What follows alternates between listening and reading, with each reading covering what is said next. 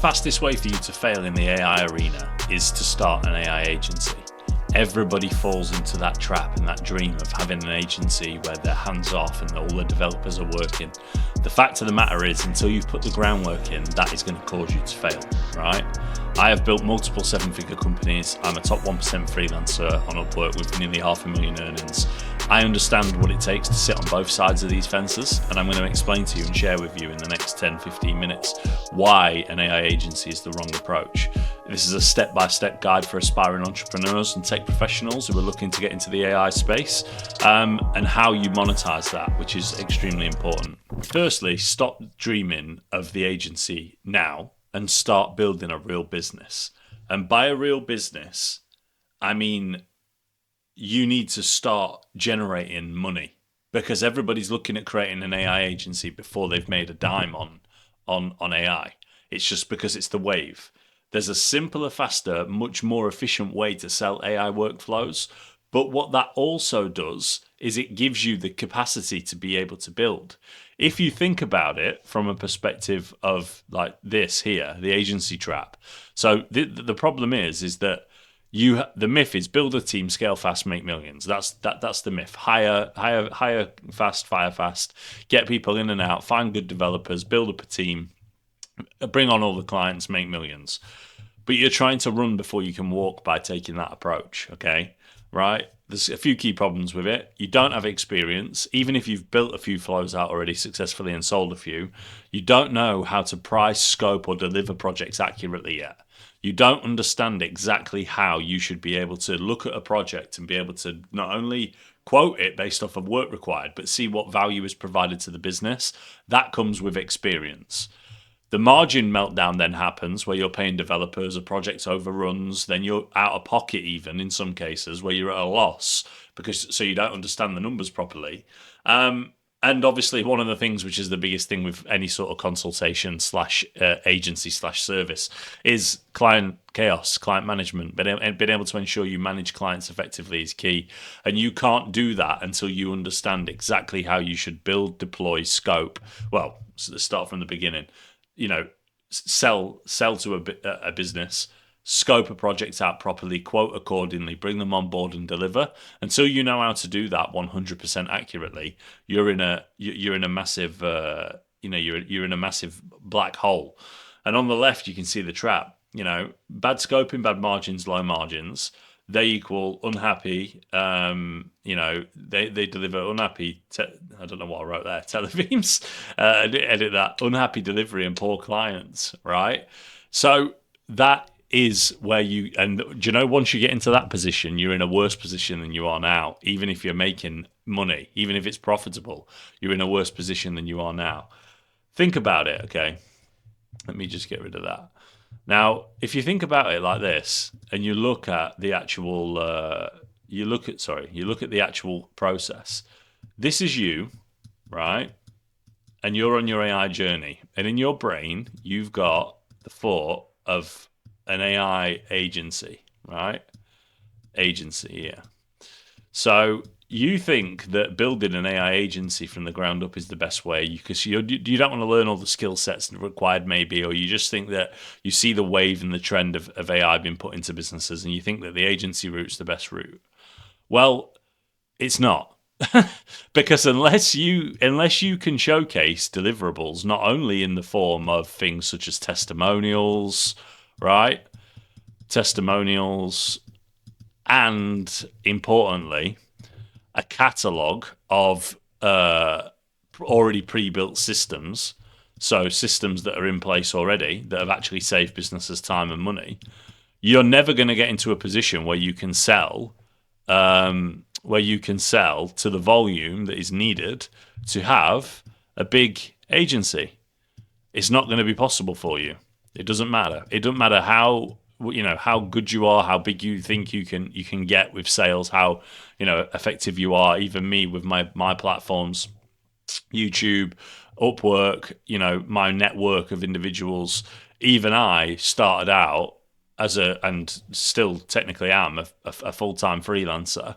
And the thing with it is that when you get to the agency stage, You should have all of this in place, all of this successfully done, be able to quote the correct dollar amount at the right time for the right client, for the right project size, take on the right projects instead of, because you'll kiss a few frogs along the way, believe me, you will have a few clients that you shouldn't have brought on, you took on for the money, maybe it was a small project, you allowed the scope to extend and continue to expand without, because you wasn't clear initially about what you were going to deliver, you find yourself out of pocket and time. Whereas what you should be thinking about is, you should be thinking about, okay, so the AI wave is going nowhere, right? It's going to develop, it's going to improve, and I need to be at the forefront of that. AI is going to be something which powers my future. That you are correct on. You've got it nailed. You know that the AI space is it. Well, you need to go out there, okay, and you need to find a multitude of individual people that you've worked with, preferably reputable businesses. Some of the ones like I've worked with, like DirecTV, etc.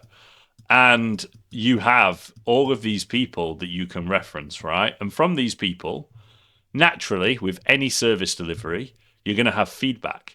And that feedback is going to be positive and it's going to be negative. Even if the outcome was a success and the client is happy, they might say, well, it took you too long to do this. And like, you scoped, but you missed different opportunities for us that we'd like you to now revisit. Everything here, think about a loop node in N8N, everything here comes back to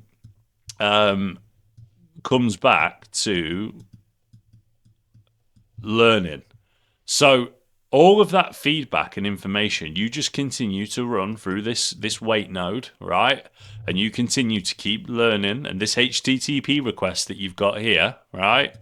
This HTTP request that you've got here is consistently getting that feedback. It's pulling the route and the status is pending, okay? The status is pending consistently whilst all these people tell you what you did well, what you did wrong, how you should have tackled something differently. You take all of that feedback, you turn yourself into a well-oiled machine, okay? You turn yourself into a well-oiled AI little robot, okay? This is you. You've turned yourself into somebody who can actually scope and deliver projects. And at that point, that's when you look to scale, bring on new team members, partner with people, put yourself in a position where you can actually deliver. And this is the truth of success. The sexier option is the AI agency 7-figure model. Go for it immediately, jump in head first. I guarantee that 99.9% of you will fail if you do that. If you take the below approach and take all the feedback, everything is set out. Everything is set out already. You have your own AI automations. You have literal live client feedback. You have systems in place for businesses that not only you can sell to other businesses, but that know you can run successfully. The team tell you how their system integrates with their day. All of that goes through the feedback loop. You end up in a position where you're in a much better position to start then building and looking at how you develop, whether that be a personal brand, YouTube, like what I'm doing now, whether that be, running paid advertisements, PPC, LinkedIn advertising, whatever it is, networking, whatever it might be. Once you're in this position, once you get here and this is complete and this cycle has completed itself, that is when you can go to 7 figures, okay? That's the smart path to selling AI and how you should do it. Now, your journey as a consultant is going to be, I've put it as a 3-stage path. Realistically, there's going to be little rungs of ladders inside of these paths, but as an AI freelancer and consultant, you get paid to learn. Build your proof and confidence, taking on lower paid projects than what you should, charge less than what you should, knowing that the outcome of the delivery and the client feedback, like I've just shown you, is going to be the ultimate way for you to be able to understand how to build the AI agency. It's going to make you an AI individual that specializes in what they do. And that is critical. Okay. Like that's phase 1. You have to be able to take a project on and deliver it, get paid to learn, right? Don't compare your chapter 1 to someone's chapter 7. Don't look at it like that. Look at it like you're on your own journey. You're running your own race and you need to start here. After that, you sell your brain, not just your hands. So you've taken all that feedback and experience. And now when you sit down with a business, they explain what their day-to-day life is. But because you have sat down with a SaaS business before and you understand their ticketing triage systems, because you have sat in that sales call before with that high C-suite, I don't know, CEO who handles 50 million a year. Maybe they have a bit of an ego. Maybe they don't trust AI. There's many different things that happen in these sales calls that you have to navigate through. It's a little bit like a boxing match, to be honest. Like, you have to read the character because people buy people. So you have to be the person that they want to buy from the most, regardless of whether that's the freelancing step or whether that's the sort of consultancy step. But at this point, you're solving high value problems for clients, selling bigger retainers, scoping bigger projects. But when you sit down in those rooms, because you've handled the smaller projects, you know how to negotiate, you know how to look at flows properly and scope projects out. You know how to go into businesses and audit properly and to be able to give them the full solid output of what they require.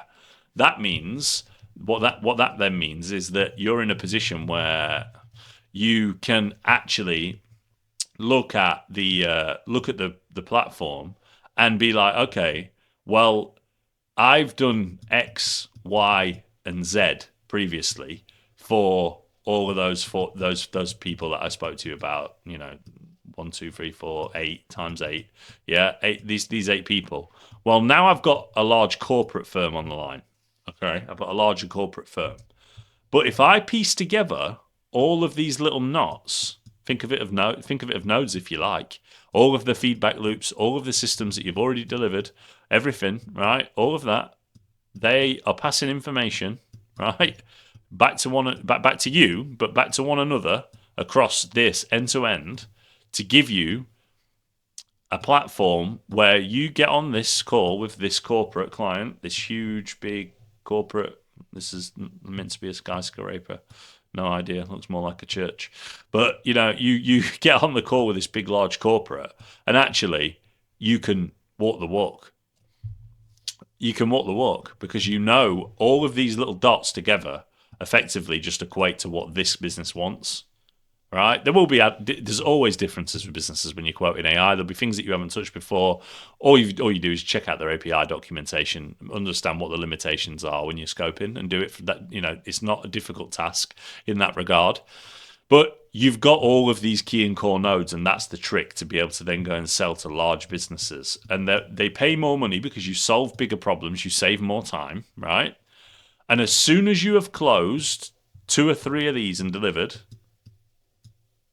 2 or 3 of those, that's the time for you to be able to consider moving on to the next stage. You then go to the scale business, and only then should you consider building a team and building an entire agency from a position of strength. If you're looking at starting an AI agency before you've been an AI freelancer or consultant, you're going to fail because you haven't taken the necessary steps, built up the catalog, built up all of that feedback loop, built up everything that is required from a business perspective, from an understanding perspective, an experience perspective, in order to make you a success. That is going to cause you major, major, major problems, and your business will fail, and you will think that it's AI, but it isn't. It was you. And that is just the truth of the matter, right? In all honesty. So when we look at this, the foundation, when you're looking at the foundation of a freelancer, what I'm telling you here might be, this shouldn't dampen the fire that's inside, right? This should light it up because you're not downgrading yourself by choosing to be a freelancer first or be a consultant first. That is the 3 steps. A freelancer, then a consultant, then a large company. But don't consider it a downgrade. You're just upgrading yourself as an individual, right? Secure those 3 to 5 solid paid projects.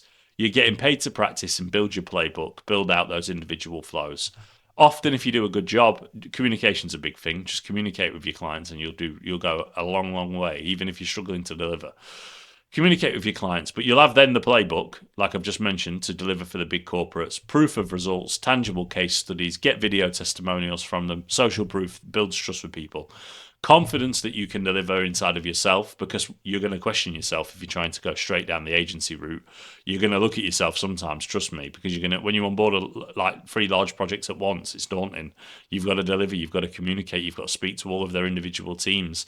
It's not easy. You have to have been through it before and understand exactly what's happening to build your own self-confidence, and that will give you clarity of who you love to work with, why you love what you do.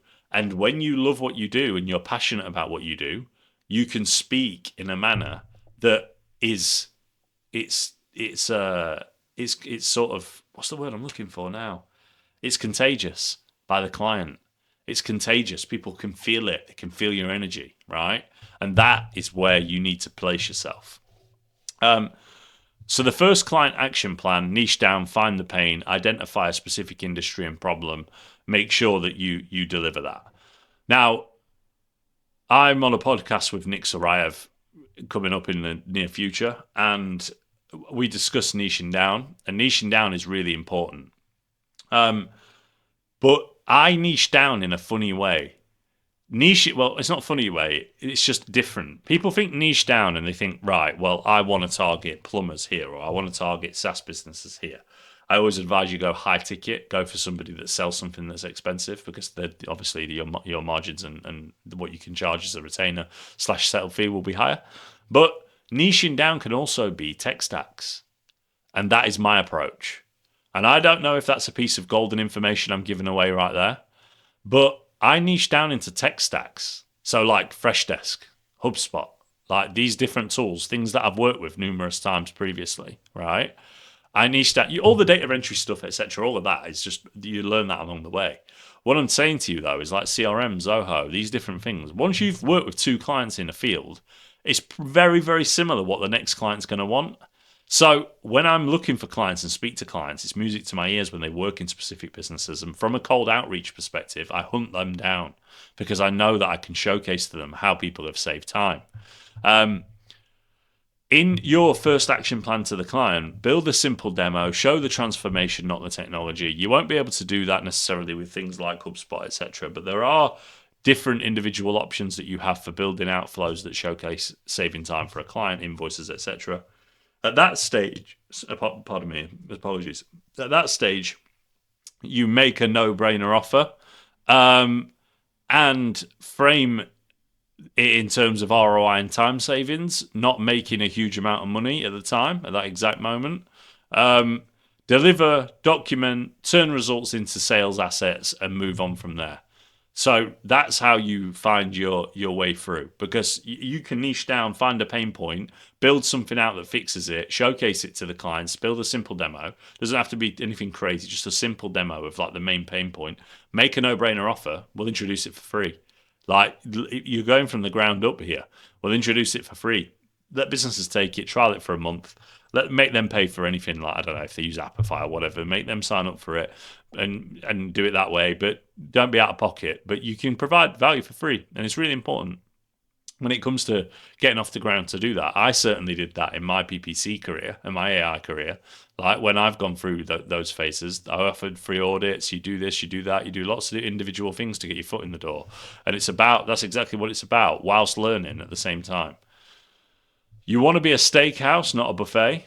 Don't say, I can automate anything for your business. You just tell me what it is, right? And go through it. This section I put in because this is a common theme, right? From people, but I've just sort of kind of skipped ahead to this slide because I've explained to you, you don't have to pick niches. You don't have to pick e-commerce stores. You don't have to pick real estate agents. You don't have to pick SaaS businesses. You don't have to do any of that. You can pick tech stacks. And by picking tech stacks up, what you'll find is a lot of the time is that you have the individual tech stack 1, and you've got tech stack 2.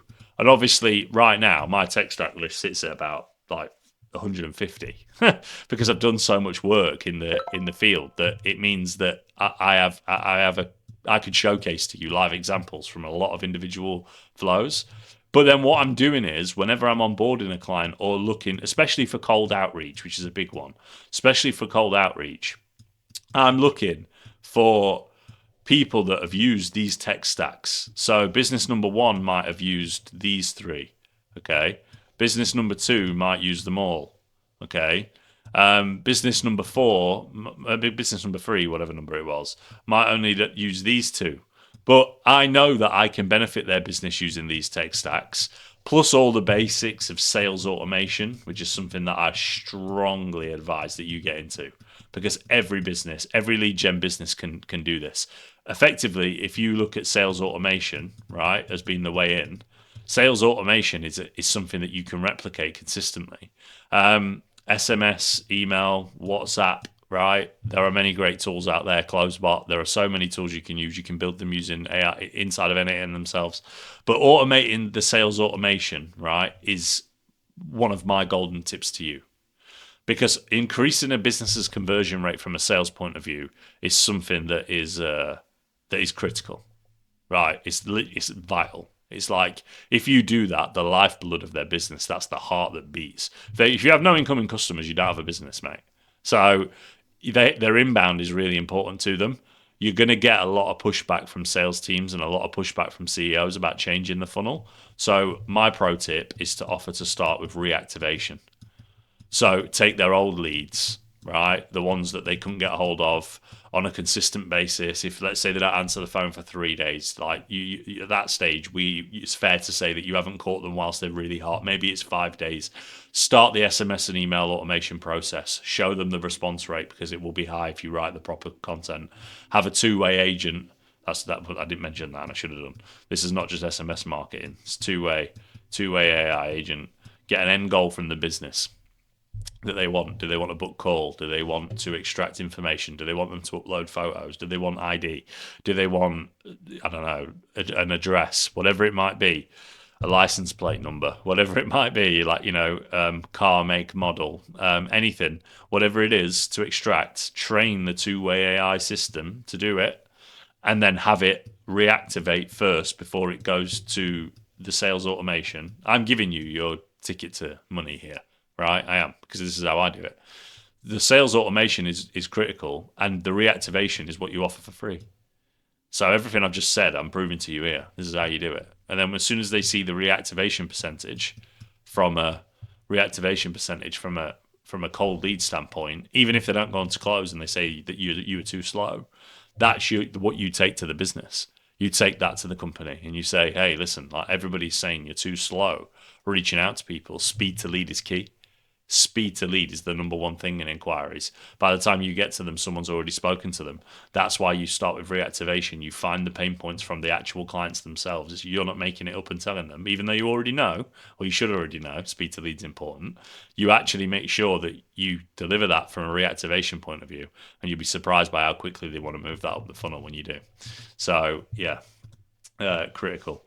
Manually qualifying leads takes 10 hours a week. So, like, you find one specific issue, answering the same 5 customer support questions all day, tickets, etc., things that can be answered. Maybe they've got a knowledge base that they can answer from. That's important. When you are pitching and when you are speaking and discussing with clients, right, show the destination, not the car. So clients don't buy AI, they buy the results, but they also buy you. And I can't stress this enough. If you cannot speak and you do not have charisma, and you lack motivation of being able to sell, you're going to struggle in any industry. And that's an unfortunate, harsh fact. So the good news is that you can improve on that with basic practice. You can practice yourself. You can sit down with people you love and practice. You can try to sell AI to them. Sell AI to your friends. Get feedback from clients after you've closed them, not before you've closed the deal. Don't ask them how your sales calls went during the sales call. But once they're gone, get feedback. Record the meetings. See what you did wrong. When they ask you a question, how did you react? The key is not to blink first. Like, that's how I found negotiation. Like, I don't blink. I'm in a fortunate position where I don't need money. So I can take on the right projects at the right quotes. Earlier on, you're going to be a bit more flexible than that, I understand. But your sales, the way that you show the destination and not the car, by showing them, explaining to them the time saved. When you have a discussion with them, it shouldn't be, oh, okay, so you want to take leads that are in this Google Sheet here and put them into HubSpot and you put them into HubSpot and give them a score, okay, based off of quality of inbound lead, right? Let's just say that's what happens. Leads come into a Google Sheet, they then go into HubSpot, but they want them to go into HubSpot, and they want to give them a score out of 10, 1 to 10. Let's say that's the flow that they sell you. Well, you're not selling the fact that you can do this in 5 nodes or whatever. Like, that's not what you're selling. Like, that doesn't even come into the matter. What you identify is how much time that business is saving or using, a lack of utilization, however you want to phrase it, wasting. You find out what that is whilst this sand drips in from here, right? And you work out their time saving based off of what you are implementing, and you sell them that. You sell them the time. Time is the one thing you can't buy. Now, none of us have got any more time. Like, in 100 years, none of us are going to be here anymore. So you need to sell time, because that's what's important to people. There's no special ingredient when it comes to that. Just focus on selling the solution. Do not jump straight in saying that you can sell AI, etc. You can do this and that.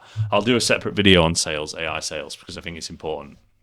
And I am a very strong salesman, so I can show this to you. But I think that when it comes down to this focus of this video, sell the destination of what the outcome's going to be, not how you're going to do it specifically, and showcase them the benefits for their team and what they're actually going to achieve. How you do that is by framing your offer in terms of clear return on investment. Once you've done what I've just shown you on the other screen, right? Once you've done that, this manual tasks, this takes you 20 hours a month, 20 hours a week, 50 hours a month, whatever it is, 5 hours a week, whatever it might be. What at your rate of your sales reps, of your HRFs, of whatever, $50 an hour, £100 an hour, £2,000 an hour, whatever it is, depends who you're working with. You're working with high ticket law firms in America or in big cities in Europe, you're paying big money. If they have to handle a manual task and you save them that time, well, you lose 20 hours a month, right? You lose 20 hours a month to this repetitive task. Maybe it's like what I just showed you, whatever, 20 hours a month, and you literally lose $100 on every one of those. Okay, 20 hours, you lose $100. So you are losing $2,000. You're $2,000 a month negative, right? And to go one step further than this, you're $2,000 negative in time. So let me draw another one of my lovely hourglasses. You're $2,000 negative in time. But what you also are not countering here is the positive that comes from those additional 20 hours being brought back. The productivity of during that period. This isn't going to be really clear for you to read. Sorry, this is the background. Should have chosen a different colour. But the productivity, okay, plus the 20 hours of productivity that you hand them back. So they save $2,000 of actual time, and they gain 20 hours of productivity. So when you then sit down to them and pitch them the solution, not the car, pitch them the time savings, pitch them that, you're in a position where, well, my one-time solution costs £2,000. My one-time solution costs £5,000. It costs £8,000. Whatever it is that you're looking at. You break even in 1 month of my solution and save 22,000 over, that's not right, is it? 24,000 over the course of a year. Yeah, 24? That's wrong. The maths is wrong. AI. So 24,000 a month. It's 24,000 a month over a year you save. The reason that's written that way is because that's like technically year one, because the 2,000 comes off of it. But when you're in a position where you actually look like year over year over year, I do this regularly. Say fast forward 10 years, you save yourself £250,000. There's a lot of things you can do with £250,000. All right, you don't have to worry about paying my £2,000, £5,000 one-off cost plus my £1,000, £2,000, £3,000 a month retainer to manage it. the higher end of this wouldn't fit into these numbers. But what I'm saying to you is just like that's the mindset. That is the scope. When you present value in this way, your price becomes an investment, not an overhead, right? And that is so key. It's an investment. Everything is an investment. Nothing is an overhead. If you're saving them time, then you if you're saving them time, then that gives you the scope for growth. As I've documented before, you need to track the key metrics and document the process thoroughly, even more thoroughly than you normally would expect. Go into real detail. Think about comms with clients. Think about the emails. Think about those times where you picked up your phone, you did something, etc. Think about those things. And then after you deliver, okay, once you deliver, it's just on that one note of starting here with the errors, time spent. So that's obviously what I was referencing there, where you're looking at stuff, but errors. Look at errors. You'll find mistakes, things that you make, problems that you have, right? Just errors that you've made along that journey. After you deliver, measure the exact same metrics, but calculate the concrete return on investment, measure the same metrics again against what you set out for and what you'd put together before you started, and ask for a testimonial when your client sees the proof that it works. If you don't believe you can deliver an asset to a client that will save them time and make them money and worth what you're charging them, then you're a fraud. So you have to be in a position where you can deliver, and that's exactly why you start on the bottom rung. Like, you know you can do it because you go through these phases, and keep doing that. That is not it. So you now have proof. You've gone through the scoping of the landscape. Tell me what you need, and I'll build it. That's effectively the freelancer pitch, right? You want to import, but you're learning on the job. The consultant pitch is let me analyze your business and design the system that will be perfect to actually solve your biggest problems, if not all of your problems, using AI, right? And no, AI is not a silver bullet. If you tell a business that AI is a silver bullet that's going to solve all of their problems, you're going to set yourself up to fail. AI breaks, AI makes mistakes, but you're focusing on the 90% that it gets right, the 95% of it that it gets right. Certain flows will have no issue with breaking, but whenever you're leveraging AI, content production, these things, whenever it's producing anything, of course, there will be breakages or lack of quality in comparison to a human. So that's where you need to focus, and the consultant pitch changes. This is where you start to go from the $2,000 retainers to building projects for $20K, right? This is where this happens. You have to be able to get in touch with the higher quality businesses. You keep feeding these in for as long as it takes you to be able to make that transition, but you should be looking to transition at any point. So, the $500 gigs, the $1,500 gigs, you have to take them to build that experience. But once you've built up enough of that experience, you have to transition to this. And this is where you've got to be brave and you've got to be bold. Do not be afraid of being able to pitch high retainers when you're selling and saving a business a lot of time. Seriously, there are massive opportunities for businesses right now.